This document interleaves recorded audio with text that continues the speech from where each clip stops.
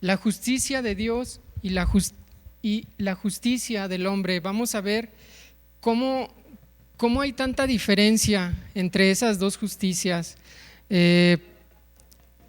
Vamos a ver precisamente, vamos a estudiar a qué se refiere cada una de esas dos frases, porque son diferentes, no se compara, nunca se va a comparar la justicia de Dios con la justicia de los hombres, pero vamos a comenzar primero por estudiar qué es aquello que se define como la justicia del hombre. Los voy a invitar a que para comenzar busquemos una porción de la palabra que está en Filipenses capítulo 3 y vamos a leer solo el versículo 9 ahorita. Ese va a ser nuestro versículo base y de donde vamos a partir para el estudio del día de hoy. ¿Todos tenemos ya Filipenses 3? Amén. Ok, dice Filipenses 3, versículo 9. Dice: y ser hallado en él sin pretender una justicia mía derivada de la ley, sino la que es por la fe en Cristo, la justicia que proviene de Dios por la fe. Si se fijan, ahí habla de esas dos justicias. Nos dice que el apóstol Pablo no pretendía que el Señor lo encontrara teniendo una justicia mía, es decir, del hombre, derivada de la ley, sino la que es por la fe en Cristo, la justicia que proviene de Dios por la fe. Si se fijan, ahí ya nos dio el panorama por donde vamos a estudiar estos temas y vamos a comenzar con la justicia que decimos que el apóstol Pablo puede decir ahí: en mi propia justicia. Y bueno, yo creo que esa justicia humana, a nadie en ningún momento nos gusta vivir alguna injusticia, ¿verdad? Yo creo que es muy malo, se siente mal que nos hagan alguna injusticia y a nadie nos gusta que nos hagan nada que tenga que ver con una injusticia. Nuestra carne se altera, se activa ese temperamento agresivo cuando no nos dan lo que merecemos por nuestros méritos, o cuando vemos que a alguien se le dan privilegios sin hacer los méritos que nosotros hemos hecho. Por ejemplo, alguien puede decir en su trabajo: pues yo llego temprano, yo me esfuerzo para ser eficiente, y le dieron el ascenso a aquel que es bien impuntual y que no es nada cuidadoso. O también, por ejemplo, no sé quién se acuerde cuando estaba la escasez del combustible, se hacían largas filas, ¿verdad? Y estaban ahí desde en la noche. ¿Y qué pasaba cuando alguien llegaba a quererse meter? No, pues hasta balazos salían ahí. Entonces es algo injusto que nos hace hervir la sangre y no nos gusta, ¿verdad? También, por ejemplo, en la familia un hijo le puede decir a su padre: oye, ¿por qué no me tratas como a mi hermano, que le compras todo lo que él te pide? O por ejemplo, la esposa puede decirle también a su esposo: ¿por qué no me ayudas con las actividades en la casa? Porque solo llegas del trabajo y te sientas a ver televisión, no es justo, ¿verdad? Y así podemos seguir con muchos ejemplos hablando de una injusticia que nosotros podemos decir que no nos agrada. Bueno, el concepto de justicia desde el punto de vista de la mente humana es el pago de las personas de acuerdo a las obras que ellos hacen. En el ámbito del derecho, la justicia es la virtud de dar a cada uno lo que le corresponde, es decir, de organizar una sociedad según los principios de la honestidad, la equidad y la razón. Dice que también se refiere al correcto cumplimiento de las leyes y la diferenciación entre aquellas acciones deseables y aquellas reprobables en los individuos de la sociedad.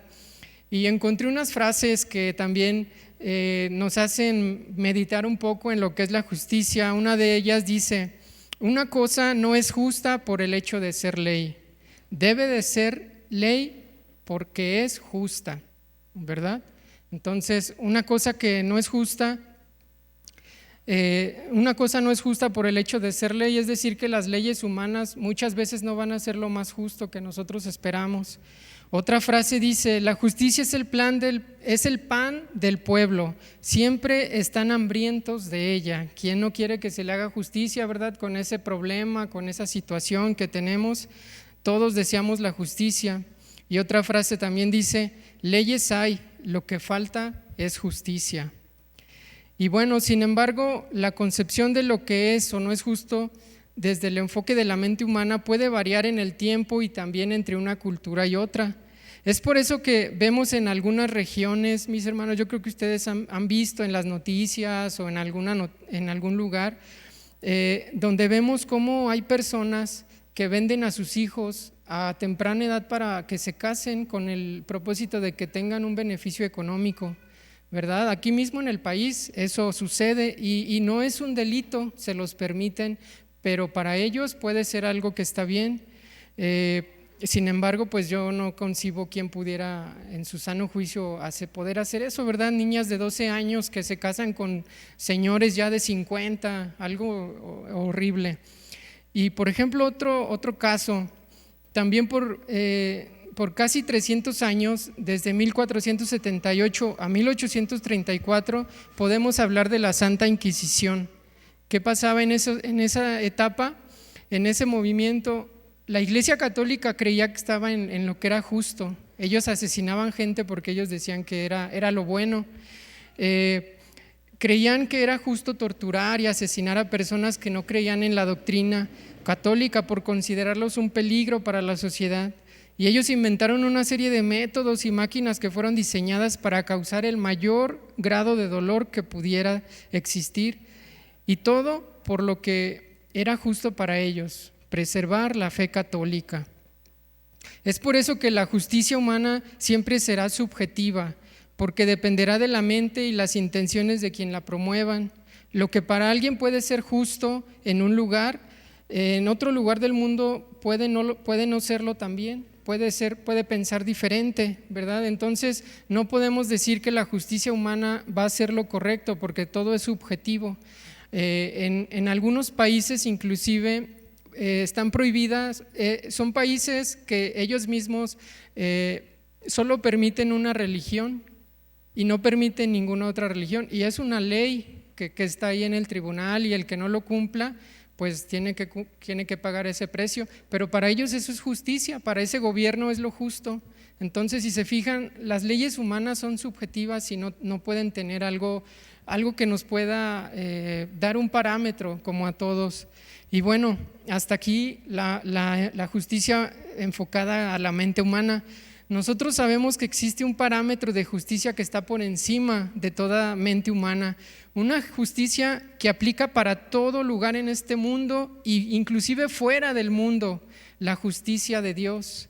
La justicia de Dios no es diferente para unas personas respecto de otras, ni tampoco la justicia de Dios cambia o se modifica. Dios mismo es la fuente de justicia, Él es la justicia. La palabra de Dios dice: Él ama justicia y juicio, como lo podemos ver en Salmo 11:7. Dice el Salmo 11:7: porque Jehová es justo y ama la justicia, el hombre recto mirará su rostro.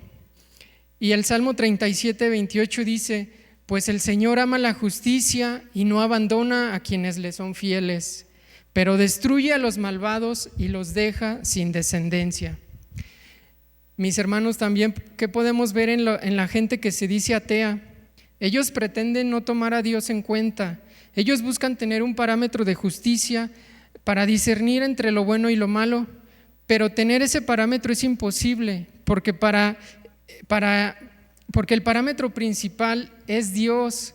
Y si ellos lo basan de acuerdo a lo que dicta la mente humana, será, como ya lo habíamos dicho, será subjetivo, porque lo que para alguien puede ser justo, para otra persona no. Entonces Dios es el parámetro principal de la justicia para discernir entre lo bueno y lo malo. Vi una serie como de conferencia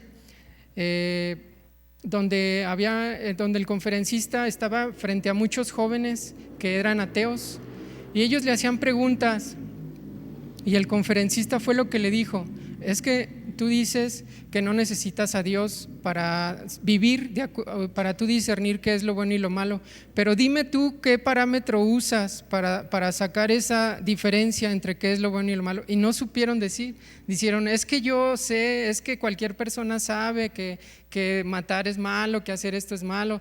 Dijo, sí, pero es que eso es subjetivo, o sea, no podemos nosotros como humanos, como seres humanos, tener la verdad total, porque la única verdad sabemos que es Dios, ¿verdad?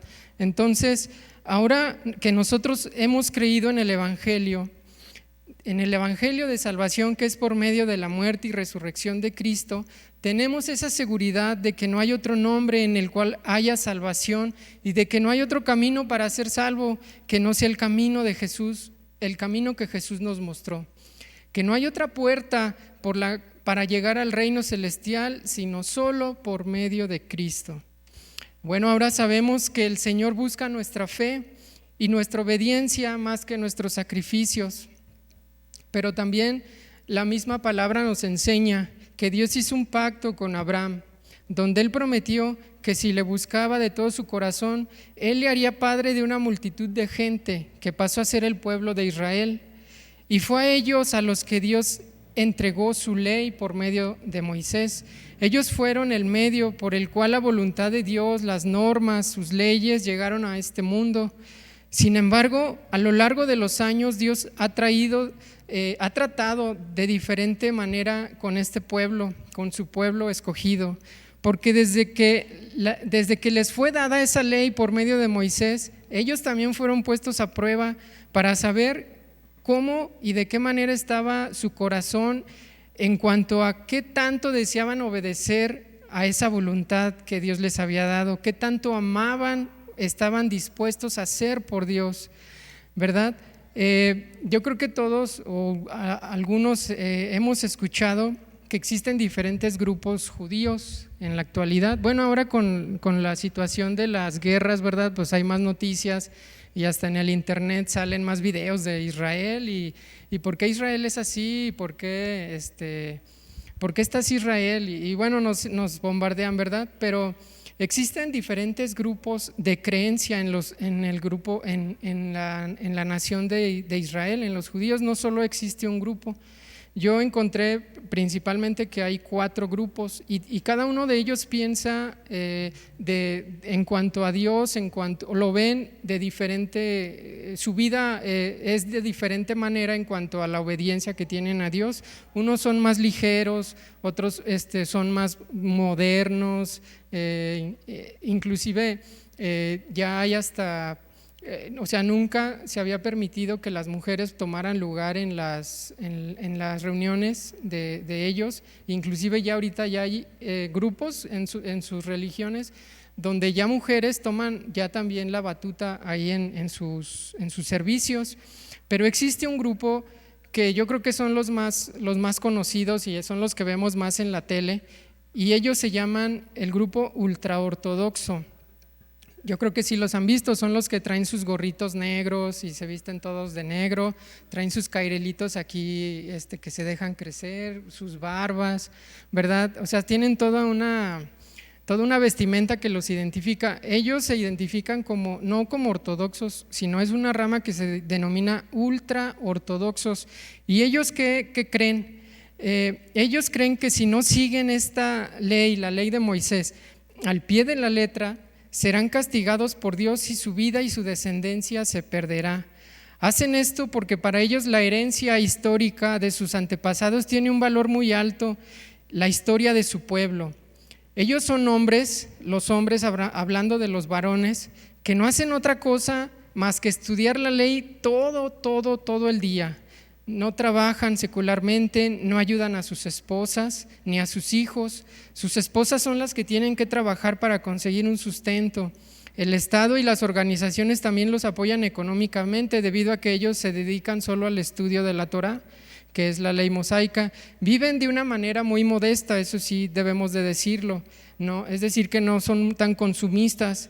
Las mujeres, por el mismo hecho de que tienen trabajos pues, que no son muy remunerados, ellas mismas confeccionan la ropa de sus hijos.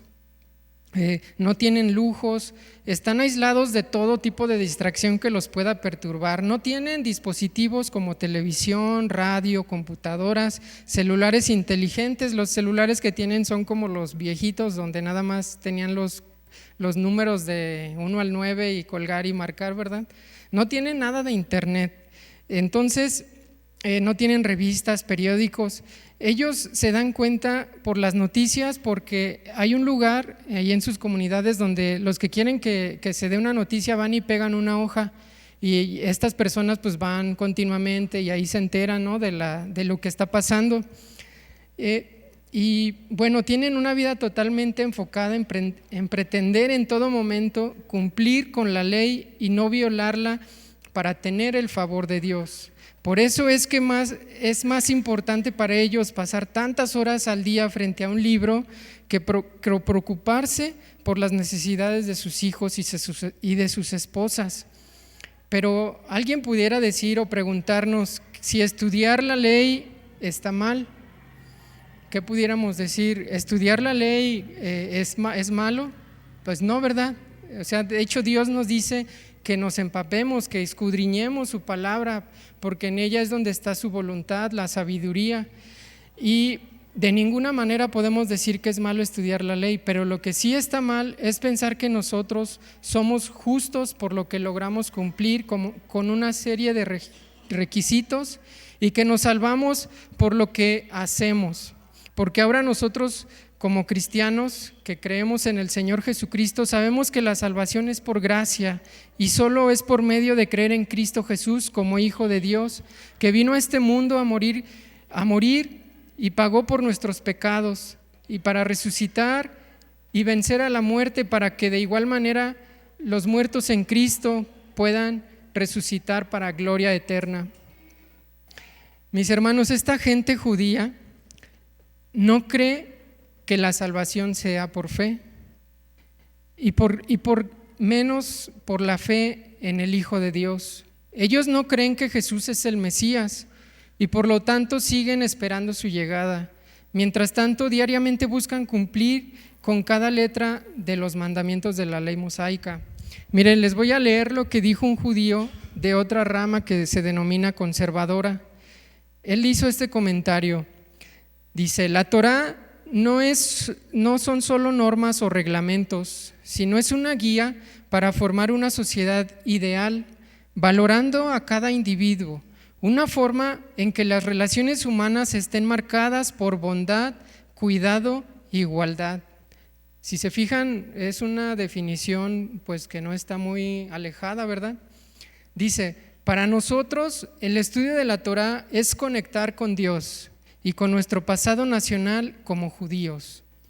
Continúa diciendo: llegará el Mesías, cumplirá las profecías, y es decir, que va a liderar una era de paz mundial, de amor y de conciencia universal. Ellos siguen esperando a ese Mesías.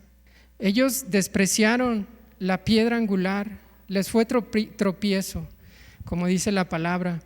Ellos por la misma dureza con la que se metieron en su doctrina, en el estudio de la misma Torá, ellos dejaron a un lado precisamente el ver que Jesucristo era ese Mesías.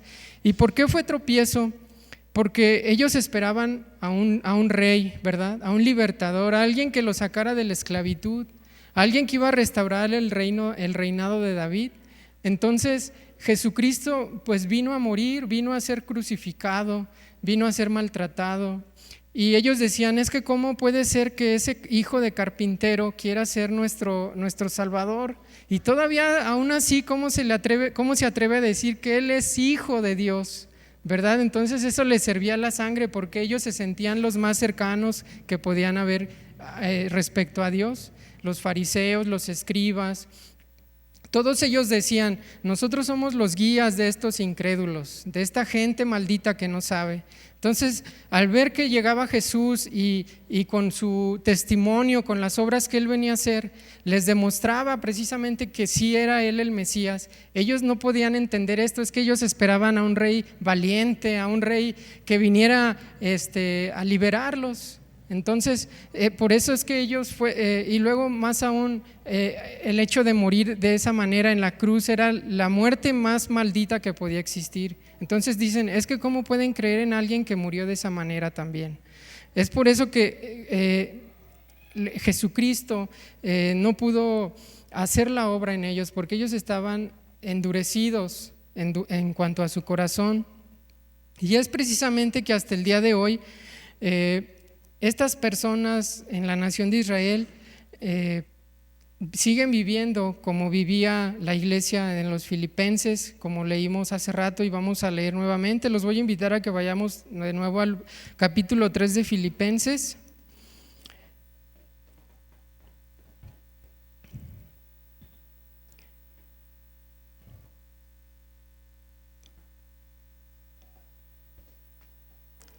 Y bueno, el apóstol Pablo les escribía a estos hermanos en Filipenses acerca de que tuvieran cuidado con aquellas personas de la religión judía que querían hacerlos volver precisamente a esa forma de credo.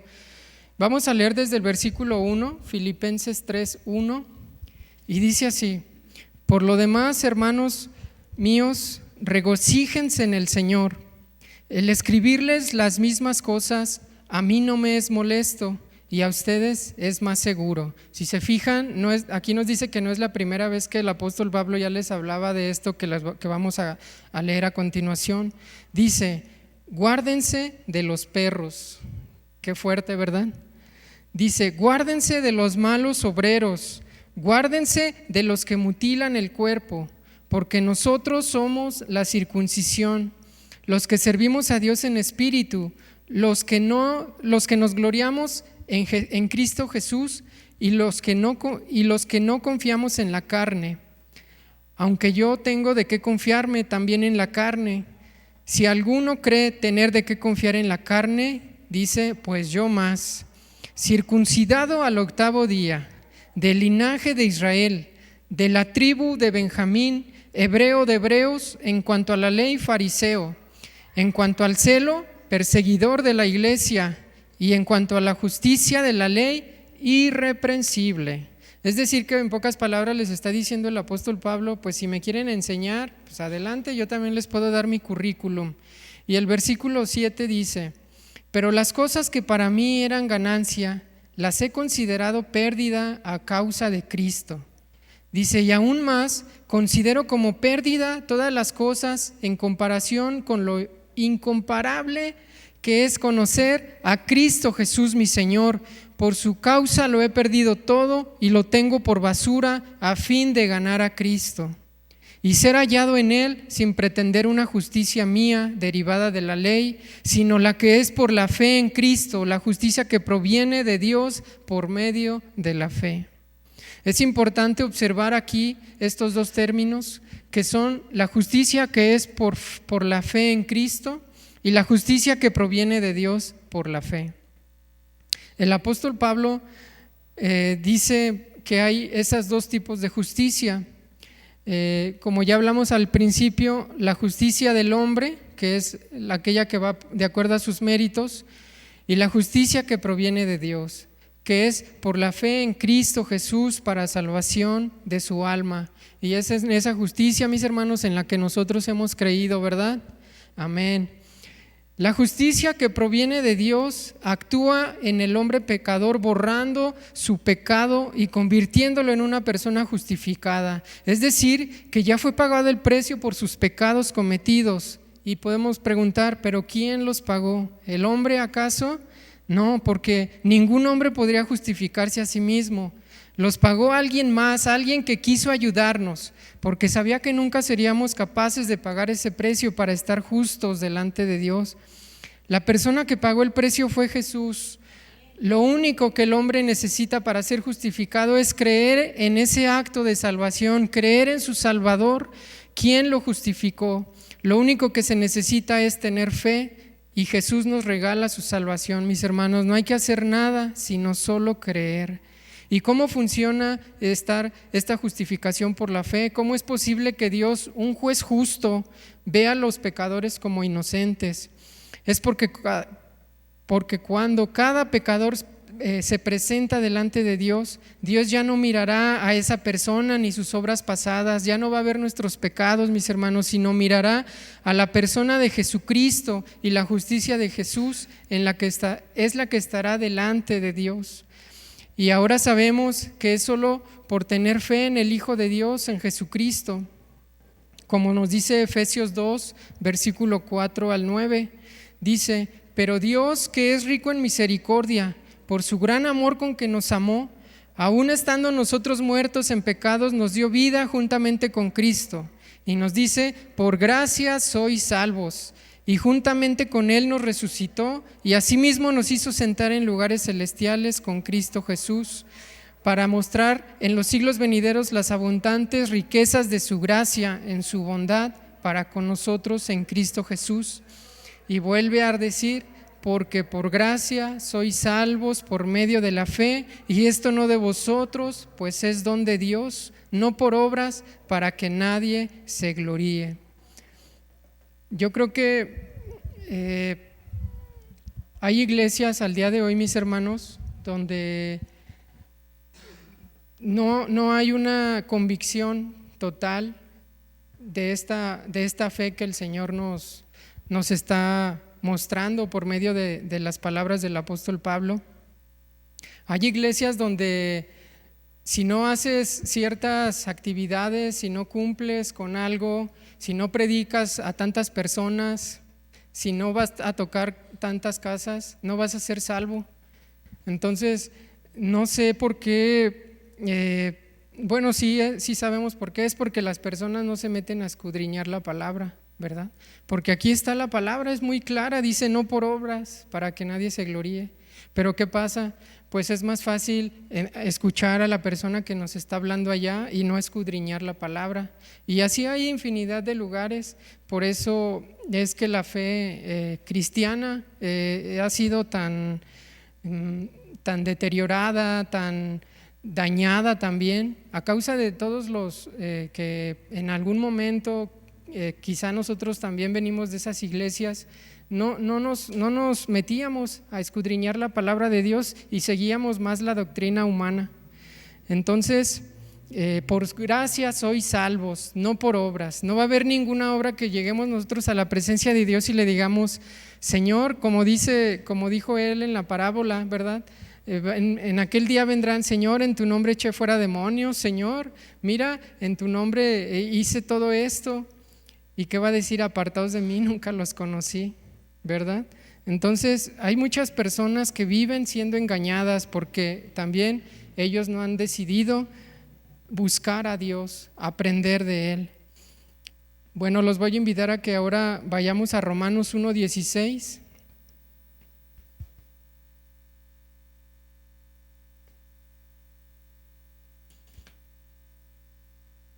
Romanos 1:16 dice: porque no me avergüenzo del evangelio, porque es poder de Dios para salvación a todo aquel que cree, al judío primeramente y también al griego, porque en el evangelio la justicia de Dios se revela por fe y para fe, como está escrito: mas el justo por la fe vivirá. ¿Puede alguien decir que es justo sin tener una vida de fe? Pablo tenía una lucha constante contra los que se oponían al evangelio de Jesús, en particular contra los judíos, y en muchas ocasiones la misma gente a la que él había evangelizado, a los que ya andaban ahí sirviendo a su lado, regresaban a esas doctrinas porque los judíos los confundían. Y vemos cómo el apóstol Pablo habla en diferentes cartas: Dios tenga misericordia de tal, y entregué a tal a Satanás porque se volteó, me atacó, se volvió enemigo de la fe, ¿verdad? Y eran los judíos los que continuamente tenían esa lucha contra los cristianos. Y dice Romanos 1:18, porque la ira de Dios se revela desde el cielo contra toda impiedad e injusticia de los hombres que detienen con injusticia la verdad. Y bueno, esa ira de Dios, ese juicio de Dios, se va a mostrar precisamente como nos habla ahí más adelante en Romanos 2. Los voy a invitar a que continuemos ahí en Romanos 2, versículo 1. Y es una reprensión que Pablo hace a los líderes religiosos que juzgaban los errores de otras personas, pero ellos mismos estaban cometiendo esos errores. Y en el versículo 1 dice, por tanto, tú que juzgas a otros no tienes excusa.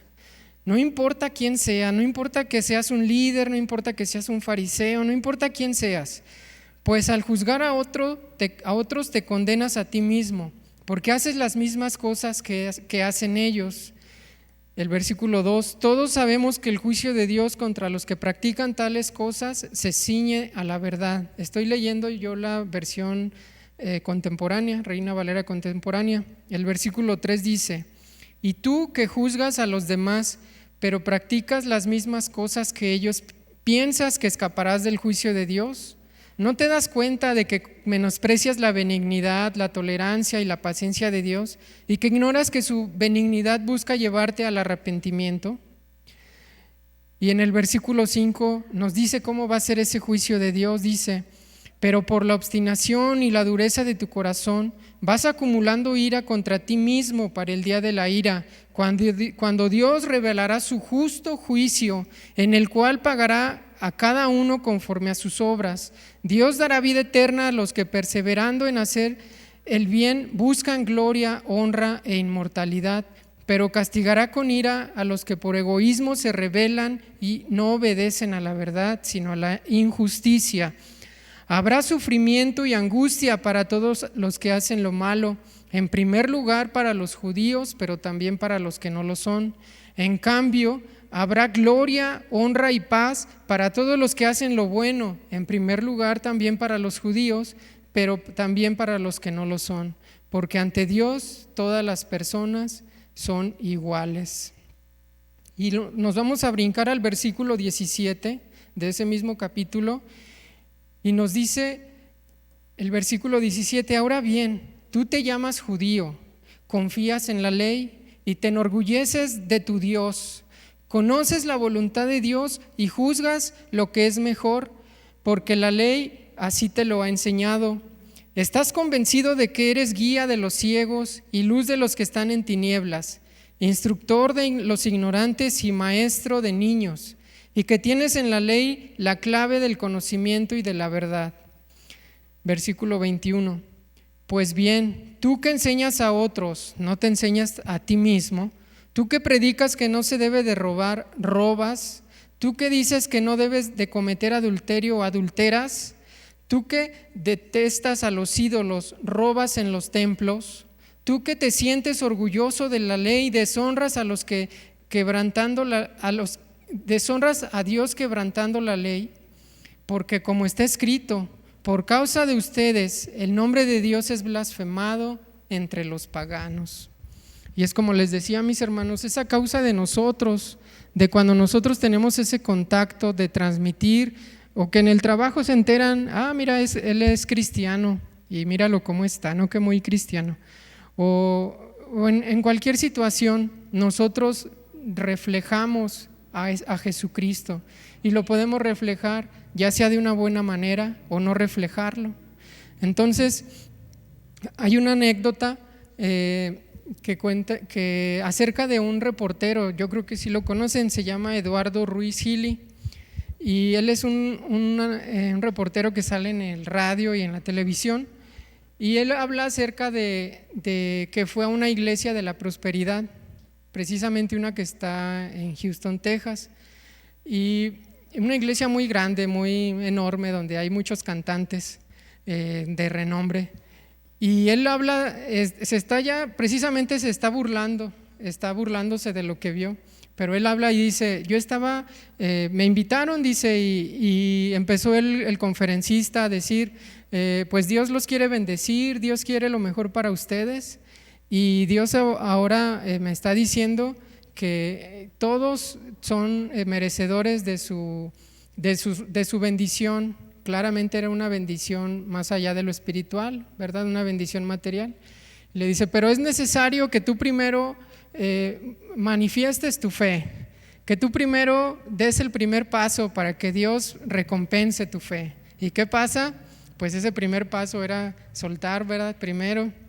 Entonces dice, dependiendo de lo como tú des, Dios te va a recompensar. Lo típico, ¿verdad? Y dice este reportero, se está pues burlando en televisión abierta, dice, pues yo estuve a punto, dice, me convenció tanto, dice que yo estuve a punto de pues decir, ay, pues sí conviene, ¿no? Pues nada más doy y me va a dar más. Y dice, pero estuve así, dice, de nada, de verdad que me convenciera. Entonces, pues ya se terminan ahí burlándose ¿qué es lo que pasó?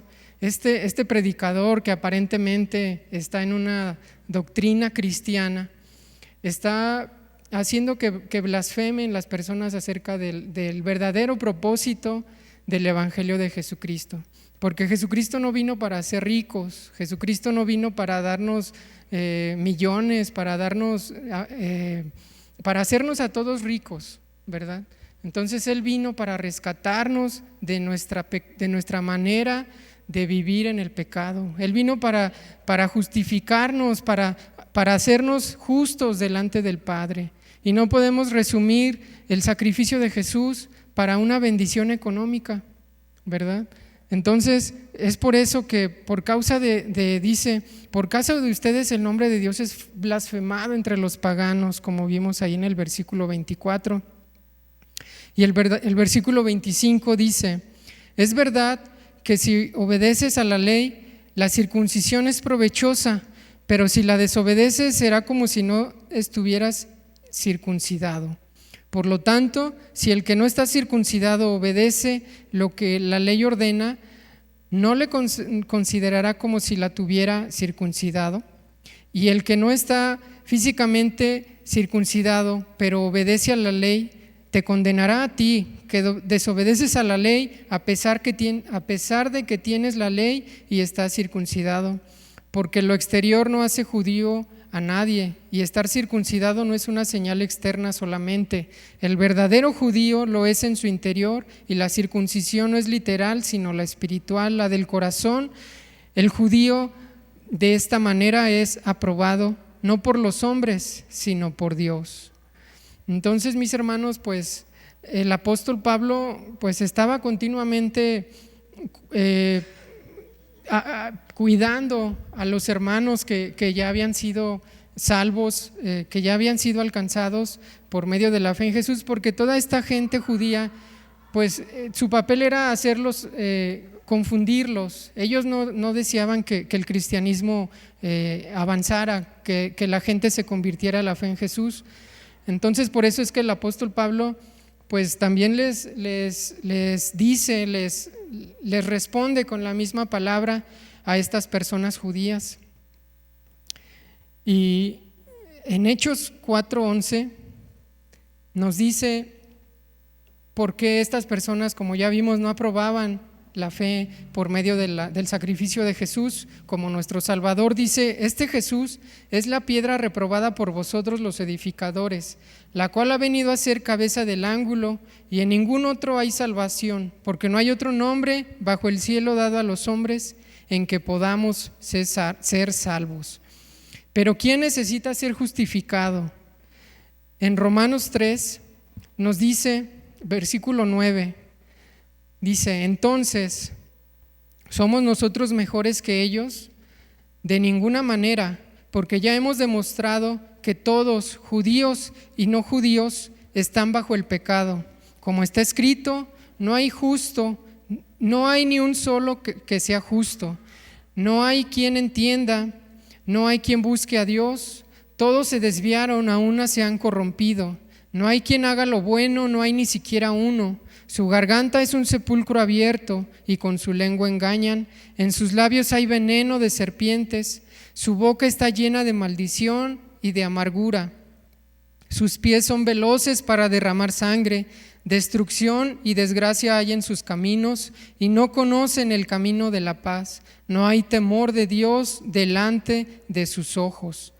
Pero sabemos que todo lo que dice la ley se lo dice a los que están bajo la ley, para que todos callen y caigan bajo el juicio de Dios, ya que nadie será justificado delante de Dios por hacer las cosas que la ley exige, pues la ley sirve para reconocer el pecado. Si alguien dice que es bueno y que piensa que no merece ningún castigo por ser tan bueno, pues vamos a ver lo que dice Isaías 64, versículo 5. Dice Isaías 64, 5: saliste al encuentro del que con alegría hacía justicia, de los que se acordaban de ti en tus caminos. He aquí, tú te enojaste porque pecamos. En los pecados hemos perseverado por largo tiempo. ¿Podemos acaso ser salvos? Si bien todos nosotros somos como suciedad, y todas nuestras justicias como trapo de inmundicia, y caímos todos nosotros como la hoja, y nuestras maldades nos llevaron como viento.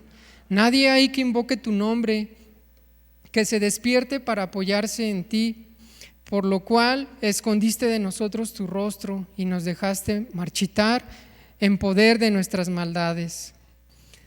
Nuestras justicias, mis hermanos, son como trapo de inmundicia delante del Señor. Y nos dice también Proverbios 16:1: los planes son del hombre, la palabra final la tiene el Señor. Al hombre le parece bueno todo lo que hace, pero el Señor es quien juzga las intenciones.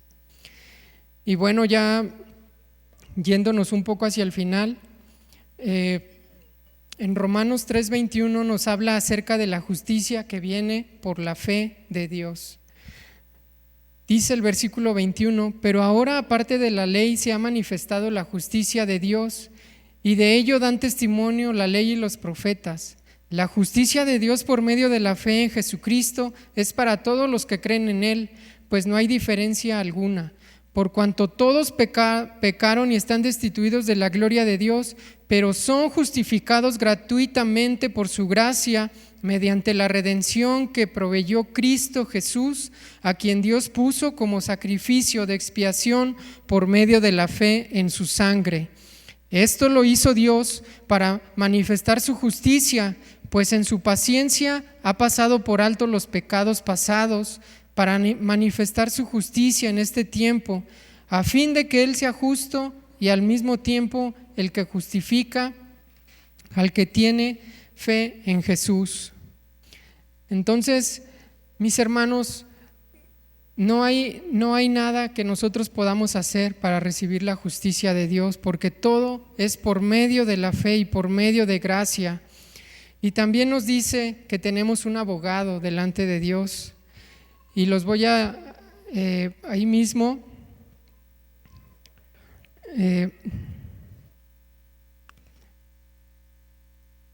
es Primera de Juan, capítulo 2.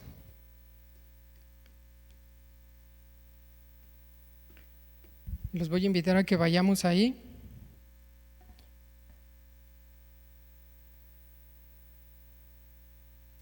Primera de Juan, capítulo 2, versículo 1 dice: hijitos míos, estas cosas os escribo para que no pequéis. Y si alguno hubiere pecado, abogado tenemos para con el Padre, a Jesucristo el justo. Y Él es la propiciación por nuestros pecados, y no solamente por los nuestros, sino también por los de todo el mundo. Si se fijan, ahí dice abogado tenemos para con el Padre, y no dice a la Virgen María, ¿verdad? O no dice al profeta fulanito o a cualquier otra persona, ¿verdad?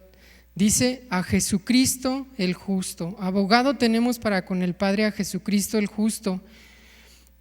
Y el versículo 4 dice: el que dice yo le conozco y no guarda sus mandamientos, el tal es mentiroso y la verdad no está en él.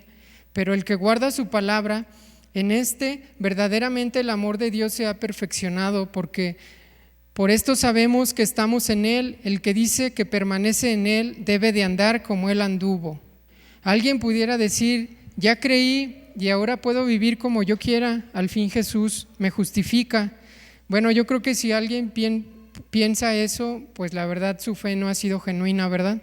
Pero no se trata de eso. Una frase del reformador Martín Lutero. Él dijo: solo la fe salva. Pero también esta frase se complementa, dice: pero la fe que salva nunca está sola. Es decir, que nuestra fe se debe de manifestar por medio de esos actos que reflejen verdaderamente que hemos creído en Jesús. Y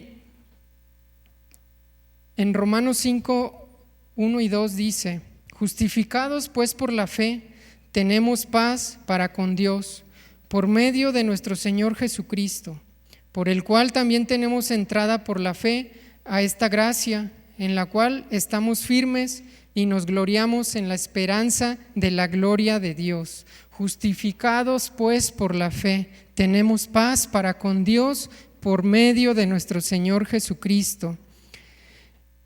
Romanos 3:28 nos dice: por lo tanto llegamos a la conclusión, así dice el apóstol Pablo, llegamos a la conclusión de que el hombre es justificado por la fe sin las obras de la ley. Y ya por último, los voy a invitar a que vayamos a Romanos 4, del 4 al 8.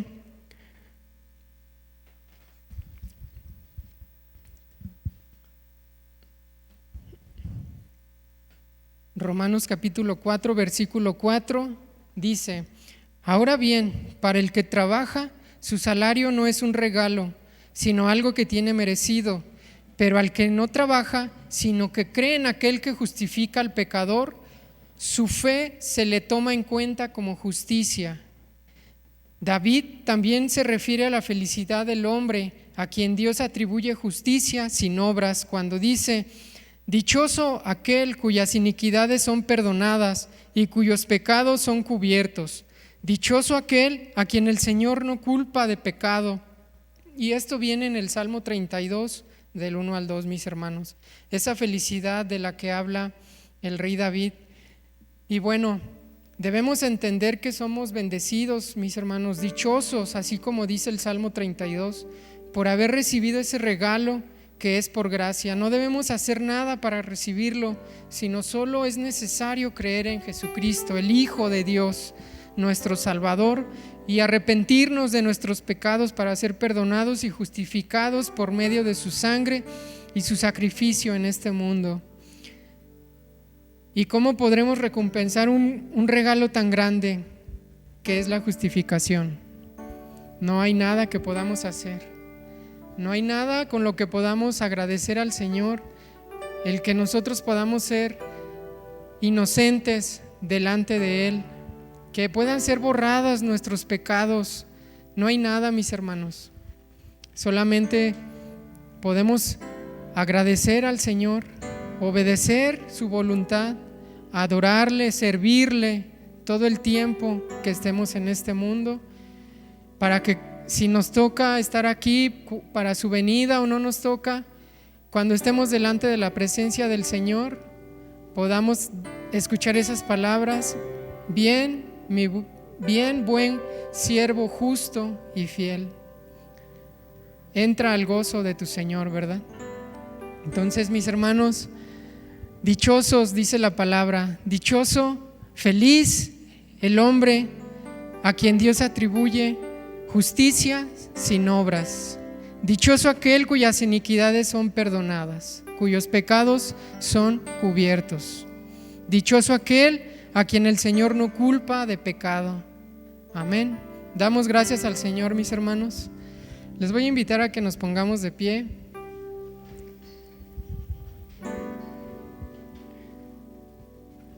Y les voy a invitar a que cerremos nuestros ojos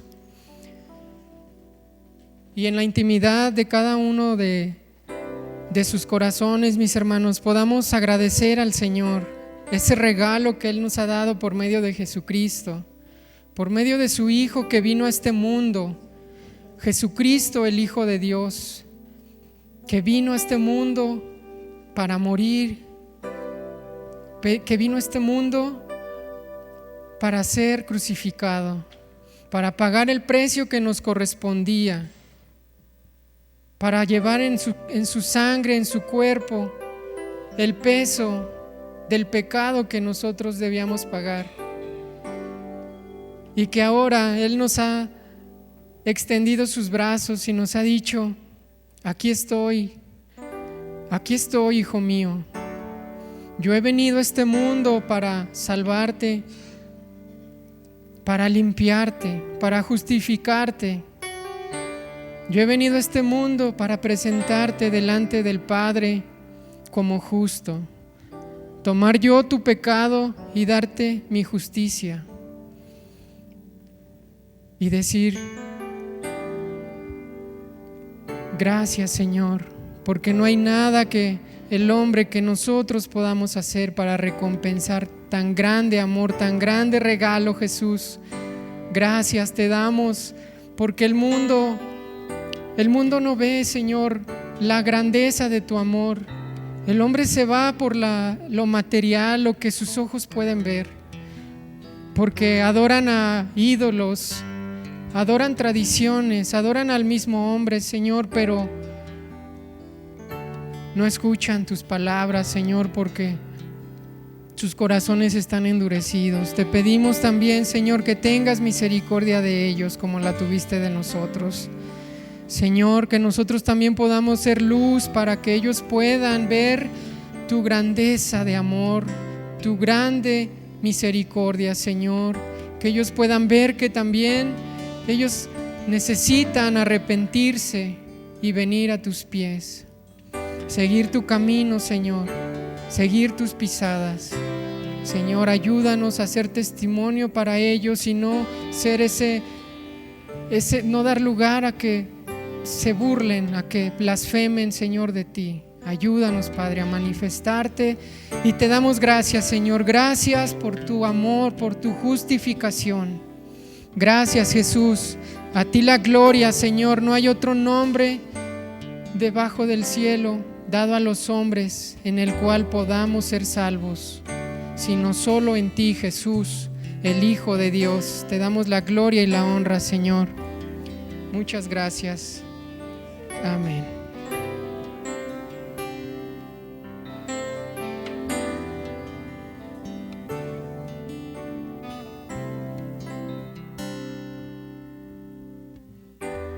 Al que está sentado en el trono y al Cordero de Dios, la gloria, y el poder por siempre. Digno eres de recibir la alabanza, Señor. Me humillo, me postro ante el Todopoderoso.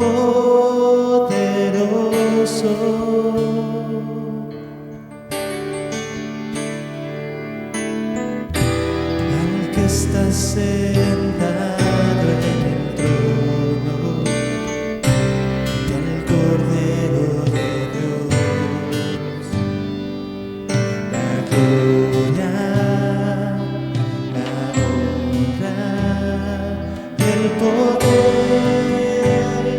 por siempre.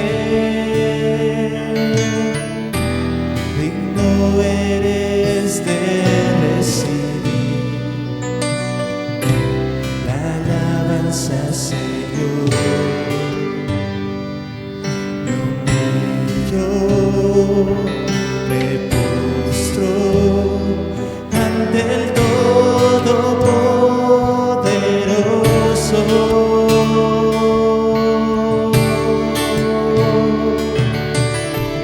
¿Quién no te temerá, Señor, y glorificará tu nombre? Eres digno de toda la adoración.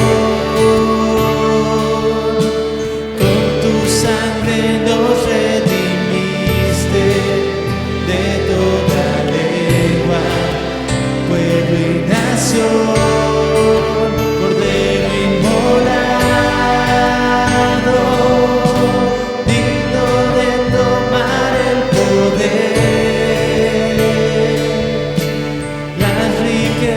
das la fortaleza, sabiduría, el honor, la gloria y alabanza.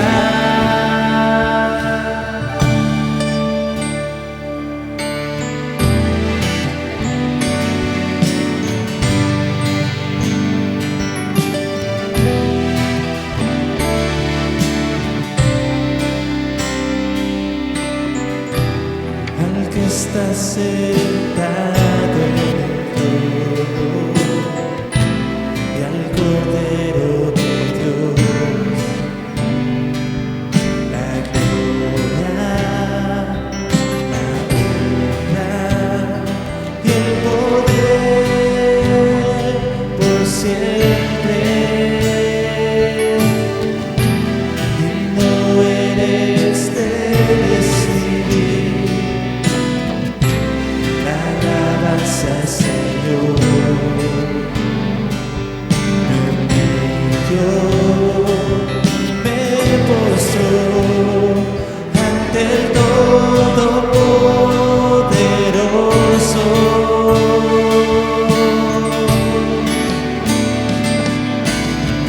Que no te temerás, Señor, y glorificará tu nombre. Eres digno